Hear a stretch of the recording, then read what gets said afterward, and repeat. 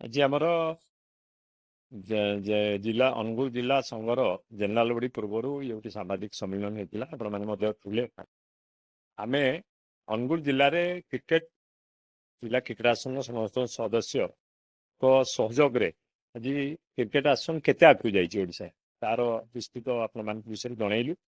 ଆମର ଏଠି ଉପସ୍ଥିତ ଅଛନ୍ତି ଆମ ଜିଲ୍ଲା କ୍ରିକେଟ ଆସନ ସମସ୍ତ ସଭ୍ୟ ଏବଂ ଉପସଭାପତି 2 ଜଣ ସମ୍ପାଦକ ଆମର ଟ୍ରେଜରର ଆମର 2 ଜଏଣ୍ଟ ସେକ୍ରେଟାରୀ ଆମର ଲିଗାଲ ଆଡଭାଇଜର ସମସ୍ତ ସଦସ୍ୟ ଉପସ୍ଥିତ ରହିଛନ୍ତି।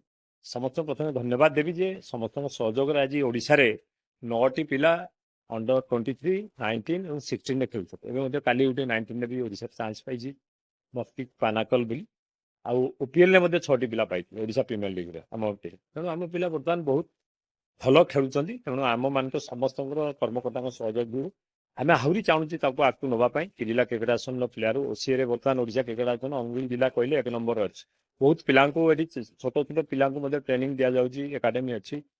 ତେଣୁ ଆଉ ଟିକେ ଏକାଡେମୀକି ଭଲ କରିବା ପାଇଁ ପିଲା ଭଲ ବାଛିବା ପାଇଁ ବର୍ତ୍ତମାନ ଆମେ କଦମ ପଡ଼ିଆରେ ଫ୍ଲଡ ଲାଇଟ୍ର ବ୍ୟବସ୍ଥା କରୁଛୁ। ଫ୍ଲଡ ଲାଇଟ୍ କେନ୍ଦ୍ରମନ୍ତ୍ରୀ ଧର୍ମେନ୍ଦ୍ର ପ୍ରଧାନ ଯିଏକି ଆମକୁ ଯେତେବେଳେ ଗୌତମ ଗମ୍ଭୀର ଜଣେ ପ୍ଲେୟାର ଆସିଥିଲେ ସେ କହିଥିଲେ ଯେ ପଡ଼ିଆକୁ ଗୋଟେ କିଛି ନୂଆ ଦିଆଯିବ। ଆମ ମୁଖ୍ୟମନ୍ତ୍ରୀ ମୋହନ ଚରଣ ମାଝୀ ମହୋଦୟ ଏବଂ କ୍ରୀଡ଼ା ମନ୍ତ୍ରୀ ସୁରଜ ସୂର୍ଯ୍ୟବଂଶୀ ସମସ୍ତେ ମିଶିକି 5.5 କୋଟି ଟଙ୍କା ଦେଇଛନ୍ତି। ଆମର ଗୋଟେ ଫ୍ଲଡ ଲାଇଟ୍ ହବ। ବର୍ତ୍ତମାନ ଟୋଟାଲ 6ଟି ଫ୍ଲଡ ଲାଇଟ୍ ହେଉଛି ଏବଂ ଜିନ୍ଦଲ ମଧ୍ୟ ଆମକୁ 80 ଲକ୍ଷ ଟଙ୍କାର 2ଟି ପ୍ଲେୟାର୍ସ ପାଇମେଣ୍ଟ ଦେଇଛି। ଯାହାକି ଗୋଟେ ପ୍ଲେୟାର ଆମେ ନୂଆ ପିଲା ବାହାରିବା ପାଇଁ ଆମ କର୍ମକର୍ତ୍ତାଙ୍କୁ ଗୋଟେ ଉତ୍ସାହିତ କରୁଛି। ଅନୁଗୁଳ ପବ୍ଲିକ ମଧ୍ୟ ଉତ୍ସାହିତ କରୁଛି। ଅନୁଗୁଳର ଗାର୍ଡିଆନ ମାନେ ଯେଉଁମାନେ କ୍ରିକେଟ ଖେଳିବା ପାଇଁ ପିଲାଙ୍କୁ ଚାହାନ୍ତି ତାଙ୍କୁ ମଧ୍ୟ ଉତ୍ସାହିତ, ଯାହାଫଳରେ ଆମେ ମଧ୍ୟ ପିଲାମାନଙ୍କୁ ଆହୁରି ଭଲ ଭଲ ପିଲା ବାହାର କରିକି ଓଡ଼ିଶାରେ ଦେବୁ। ଅନୁଗୁଳ ଜିଲ୍ଲାରୁ ଆହୁରି ଭଲ ପିଲା ଯିବେ, ଓଡ଼ିଶାରେ ଚାନ୍ସ ପାଇବେ, ଭଲ ଖେଳିକି ଭାରତ ଖେଳିବେ ବୋଲି, ଇଣ୍ଡିଆ ଖେଳିବେ ବୋଲି ମୋର ଆମମାନଙ୍କର ଆଶା ବିଶ୍ୱାସ। ଆପଣମାନଙ୍କ ସହଯୋଗ ଯୋଗୁଁ ଏତେ ବାଟ ଆମେମାନେ ଯାଇଛୁ। ତେଣୁ ଆପଣମାନଙ୍କ ସହଯୋଗ ରହୁ। ଜିଲ୍ଲା କ୍ରିକେଟ ଆସନ ଆହୁରି ଆଗକୁ ନେବ ଆମ ସଦସ୍ୟମାନଙ୍କ ଚେଷ୍ଟା ଫଳରେ।